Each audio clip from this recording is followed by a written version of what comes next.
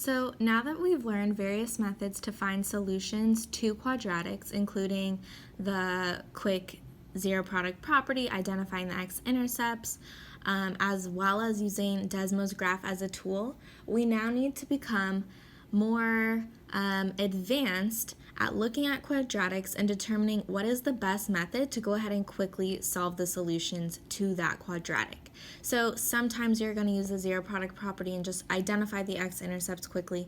Other times you might need to use a graph and so forth. So what we're going to look at here and what you're then going to do on your own in student practice number 2 is determine, okay, what is the quickest way and best way to find the solution to the quadratic, and hopefully not always have to use graphing as a method, especially if we don't always have that technology available.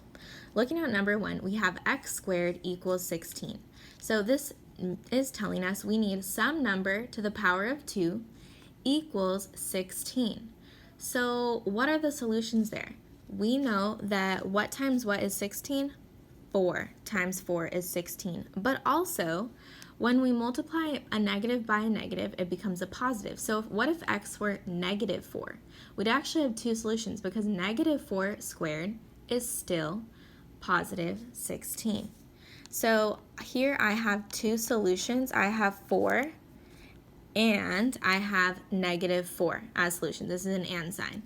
So here I have two solutions. It's important whenever you're looking at a value squared given a positive number, make sure to apply the positive and negative value, since a negative value squared still equals the positive. Okay. Now we're going to look here. This is not quite in factored form, but I think I can still solve this quickly without having to take the time to Google Desmos, put it in, and find the solutions. So I want to rearrange so x squared is alone on one side, the numbers on the other side. And let's see if I can easily identify a number that works. So if I add 6 to both sides to isolate x squared, the inverse operation here, adding 6, these cancel out, and 6 plus 3 is 9. So that leaves me with x squared equals 9. Again, what value here allows me to have some number squared equals 9? I know off the top of my head 3 times 3 is 9. So I have a solution at 3, and since this is a positive value here, I know negative 3 squared is also going to be equal to 9. So I have two solutions here. Sorry, this symbol looks terrible. 3 and negative 3 are my solutions. Something to consider, if it's hard for you to think off the top of your head, there's a function on your calculator taking the square root. So if I have x squared equals 9, something that I can do here is just take the square root of 9, and that will give me the number that when multiplied by itself equals 9. So you can put it in the calculator like this, the square root of 9, and see what it equals. Again, make sure that you're always taking the positive and the negative value of that square root as your solution. So here, the calculator would tell me it's 3, but I have to remember to also take the negative solution. So 3 and negative 3 again. Looking down here, I have it in factored form. It's all set up equal to 0. I can easily use my trick of just identifying x-intercepts. I do not need to waste my time graphing. So again, I'm just going to take the value next to the x, negative 1. Go ahead and flip that sign. So my x-intercepts at positive 1, 0. So I have a solution at 1. I also have a solution at same thing. Take this value, flip my sign at negative 2. The x-intercept would be negative 2, 0. My solution is just negative 2. Same here. My x-intercept is at 1, 0, but my solution itself is just the 1. So I did not need to graph that since it was all set up easily for me to just pull the x-intercepts and find those x values where the y value is 0. Lastly, down here, I have this one that looks more similar to what we did in the last activity. I have factored form, but it is not set up equal to 0. So I have x minus 7 times x minus 5. I need this to be equal to 0, so I'm going to take the inverse of positive 107 and subtract 107 from both sides.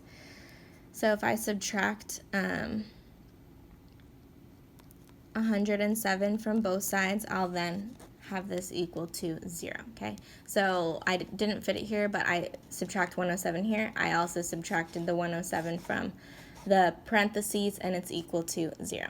The only way for me to solve this very efficiently right now, based on what we've learned, is by using Desmos. So to solve this, I'm gonna go back to my Desmos, and I have x minus 7 times x minus 5. We're gonna look here.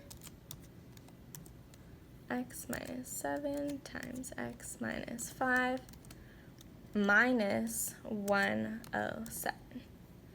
And I get a graph that looks like this. Since my negative 107 is a large number, I have to zoom out. You can use these tools here to zoom in and out to see. But even if I didn't zoom out, I would still see that my graph here crosses in 2 places on the x-intercept, so I would have 2 solutions.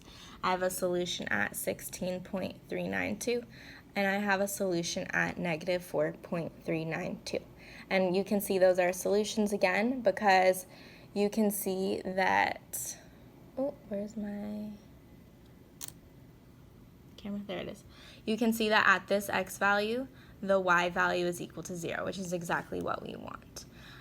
So here I'm able to identify my solutions and still identify there's 2 solutions, but the easiest method to have solved this right now is using Desmos. Desmos and graphing calculators or technology are not always the most efficient way, so it's important to be able to solve the quadratic using math or using the graphing technology as needed. On the next page, you are going to make that distinction, and you're gonna solve several quadratics that look very similar to the ones I've done here. So if you need to watch this video again as you're going through those next questions, please do so, because these are very similar examples that I've modeled for us. And go ahead and determine what the solutions are and how many solutions there are for each of the quadratics in student practice number 2. Go ahead and get started.